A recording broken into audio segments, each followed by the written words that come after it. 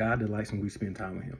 When we seek his face in prayer, we offer him our first fruits, right? When we invite him into our heart and our spirit and our mind and ask him to examine us and reveal to us ways that we can be more like him, he delights in that.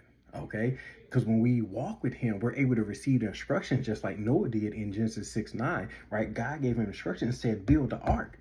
So Noah was obedient and he built the ark. So Noah, his wife, his 3 sons, and their 3 wives, right? They did not perish when destruction was sent upon the earth because he heard instructions and then he was obedient. So we got to make sure we're walking with God so we can receive instructions and be obedient for the things and the tasks and the will that God has for us. You see what I'm saying? We don't need a middleman or a middlewoman because Jesus has already went to the cross and fulfilled that. So don't let nobody bamboozle you.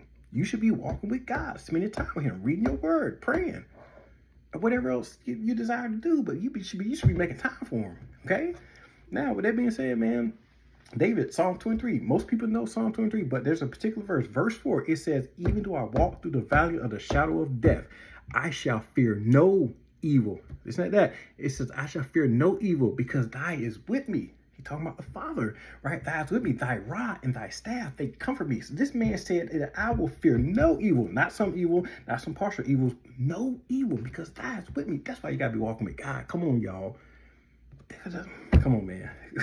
Look, either you walking with God or you walking with somebody or you walking with Satan. Listen to this, Job 1:7, okay? God asked Satan, he said, where you been? And God asked Satan where he been, and then Satan was like roaming the earth to and from, and then walking around. So the thing about it is, we know that also later in text that it tells us that Satan roams around like a roaring lion looking for a soul to devour. So how do lions typically hunt? Typically, lions like to hunt for the elderly, right, the young, and then those that are just bamboozled and just caught and don't know what's going on. Reason being is because they like the success rate. That increases the success rate, right, of their hunt. So the enemy is looking for those who may be weak in the spirit, not calling you weak, right? But those who are weak in the spirit, because you're easy to prey upon, you're easy to send things and distractions and all this other stuff. So he looks for those who don't know any better, right? They may be spiritually weak. Right, so that's why we gotta walk with God so we can be strengthened. So that way we know what's going on and seeking his face, and that way we can walk by the spirit, right, not the flesh, because the flesh is going to desire the things of this world, but the spirit is going to desire God because the flesh is not going to heaven. Okay, the flesh ain't going up there, so the flesh don't care. The flesh want the things of this world. It want to be pleasure, and that's it. So that's why you gotta make sure you're walking with God, man, walking with God daily.